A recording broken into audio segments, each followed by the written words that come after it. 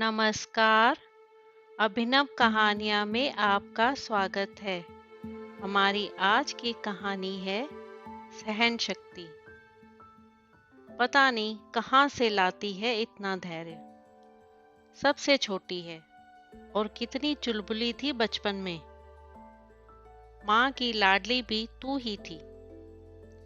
लगता है माँ ने सारा अपना धैर्य तुझे ही दे दिया, मालती दीदी बोली। हालांकि उन्होंने हंसते हुए कहा था, पर साफ लग रहा था कि वह व्यंग कर रही हैं। सही कह रही हैं आप मालती दीदी।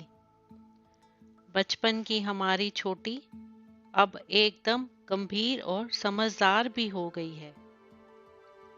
बहनों से बातें भी छिपाने लगी है। अंजू दीदी ने उनकी हाँ में हाँ मिलाते हुए कहा, आप दोनों ऐसा क्यों कह रही हैं? अनिका आश्चर्य से दोनों बहनों को देख रही थी। क्यों? गलत क्या कहा है मालती दीदी ने? सूरज तुझे प्यार तो छोड़ पसंद भी नहीं करता, यह सबको दिखता है। और तूने कभी अपना दर्द हमसे बांटा तक नहीं। कोई शिकायत नहीं करती कभी। बाप रे, इतना धैर्य तो हम में नहीं है। माँ ने सिखाया था कि सहन करने की शक्ति होनी चाहिए, पर गलत बात पर भी चुप रहना तो नहीं सिखाया था। सूरज से क्यों नहीं करती तू कोई सवाल? अपने सास ससुर से ही पूछ, जिन्होंने खुद आकर तेरा रिश्ता मांगा था पापा से। वही बताएं कि जब उनके बेटे की मर्जी नहीं थी तो क्यों किया ये विवाह? पापा होते तो तुझे एक दिन भी नहीं रहने देते उस घर में। मालती दीदी की आंखों में आंसू थे और गला भर आया था। हमारी सुने तो क्या हम नहीं मदद करेंगे इसकी? लेकिन यही चुपचाप सब सहना चाहती है, तो हम कर भी क्या सकते हैं? अंजू दीदी ने अनिका की तरफ देखते हुए कहा, आज के जमाने में कौन बर्दाश्त करता है पति की बेरुखी? पति पत्नी है, केवल इसलिए साथ रहना और अपनी अपनी जिम्मेदारियां निभाते जाना ही तो काफी नहीं है। प्यार तो हर रिश्ते में चाहिए, और पति की चाहत ही ना मिले तो क्यों रहना साथ? छोड़ दे उसे। आप दोनों क्यों नहीं समझ रही हैं? सूरज बेशक मुझे पसंद ना करें, लेकिन मैं नहीं छोड़ सकती उन्हें। मैं तो पसंद करती हूँ उन्हें। जैसे भी होगा जिंदगी काट लूंगी। देख लेना, आप दोनों एक दिन उन्हें अपना बना कर ही रहूंगी, अनिका ने कहा। करती रह कोशिश, कुछ नहीं होगा। लेकिन कभी हमारी जरूरत हो तो जरूर बताना, हम उसे सबक सिखा देंगे। हम सब तेरे साथ हैं। कितने दिनों के बाद आज तीनों बहनें मालती दीदी के घर पर मिली थीं। दोपहर का खाना खाते हुए उन तीनों बहनों में यही बातें होती रही। स्वाद बेमजा हो गया था अनिका का, लेकिन सदा की तरह चुपचाप सुनती रही। विरोध करना उसे कभी नहीं आया। सबक सिखा देंगे अनिका को बुरी लगती हैं ऐसी बातें। उसे सूरज से बदला नहीं लेना है, हाँ बदलना जरूर है। नहीं, उसकी आदतों को नहीं, केवल अपने प्रति उसके नजरिए को। शादी हुए 8 महीने हो गए हैं। साथ रहते रहते बातचीत का जो सिलसिला होता है वह नापसंदगी को पसंद में बदल ही देता है। खासकर अगर सामने वाला ना कभी विरोध जताए, ना शिकायत करे। पहले की तरह रूखा व्यवहार अब नहीं करता है सूरज उसके साथ। उसे जितना समय चाहिए वह देगी।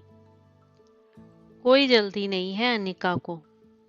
फिर सास ससुर भी तो उसके साथ हैं। वे उसे बेटी मानते हैं। अनिका समझती है कि सूरज कितना लड़ रहा होगा अपने आप से। एक तरफ प्यार को खो देने का दर्द, दूसरी तरफ अनिका को ना अपनाने का अपराध बोध। हालांकि उसने कभी भी बुरा व्यवहार नहीं किया अनिका के साथ, ना ही गलत बोला। खुशी खुशी सारे दायित्व निभाता है। उसको किसी तरह से तकलीफ ना पहुंचे इस बात का ध्यान रखता है। लेकिन वह किसी और को प्यार करता है और प्यार किसी से जबरदस्ती नहीं किया जाता।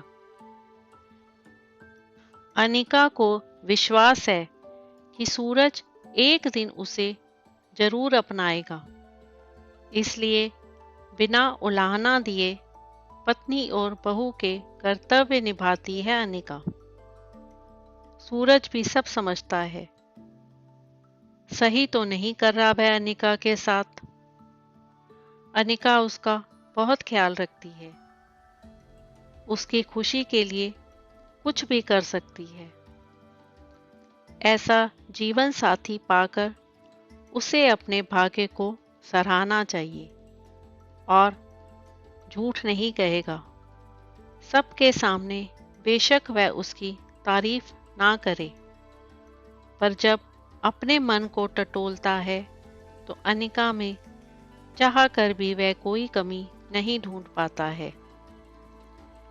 उसकी बेरुखी के बावजूद पत्नी के अधिकार को लेकर कभी ताना नहीं दिया अनिका ने।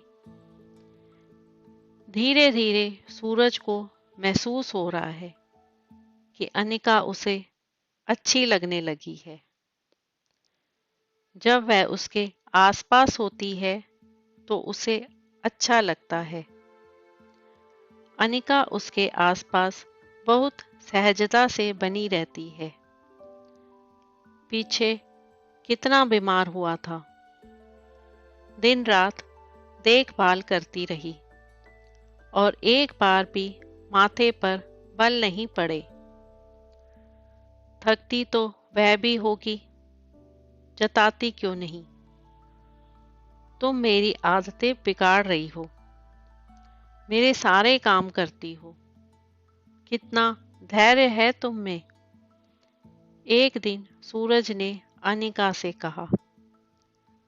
सूरज की बात सुनकर अनिका ने भी उसे समझाते हुए कहा, प्यार पर किसी का बस नहीं होता, लेकिन विकल्प दो ही होते हैं हमेशा जिंदगी में, हाँ या ना। बीच का कोई रास्ता चुनने का मतलब है कि केवल दुविधा में ही फंसे रहना। या तो तुम हिम्मत दिखाते और अपने माता पिता को मना कर देते कि तुम्हें ये विवाह नहीं करना है और बता देते कि किसी और से प्यार करते हो। ये विकल्प तुमने नहीं चुना, तो दूसरा विकल्प था कि मुझसे विवाह हो गया तो मुझे अपना लेते। अपनाना शुरू में आसान नहीं होता, तो भी कोशिश तो कर सकते थे। तुम भीतर ही भीतर घुटते रहे। तुम्हें क्या लगता है मैं कुछ समझती नहीं? जिसे तुमने चाहा तुम्हारी शादी होने के बाद उसने भी शादी कर ली। चौंको मत, जानती हूँ तुम्हें नहीं पता, पर मैंने जब उससे मिलने की कोशिश की ताकि तुम्हें उससे मिला सकूं, तभी मुझे पता चला। सच मैं नहीं जानता था कि उसने विवाह कर लिया है। शादी के बाद मेरी उससे बस फोन पर ही बात हुई, पर उसने मुझे नहीं बताया कि उसने शादी कर ली है। उससे मेरी जब भी बात हुई, उसने यही कहा कि अभी व्यस्त हूँ, बाद में मिलूंगी। वह मुझसे झूठ बोलती रही और मैं उसके प्यार को सच मान तुम्हें दुख देता रहा। फिर तुम्हारी सहन शक्ति मुझे तुम्हारे नजदीक ले आई। माफ कर सकोगी मुझे? तुम्हें कभी दोषी माना ही नहीं, तो माफी कैसी? आज उसने सूरज को पा लिया था। तो दोस्तों, आपको आज की कहानी कैसी लगी? लाइक और कमेंट करके ज़रूर बताएं और चैनल को सब्सक्राइब करना बिल्कुल ना भूलें। तो मिलते हैं एक नई कहानी के साथ। बहुत बहुत धन्यवाद।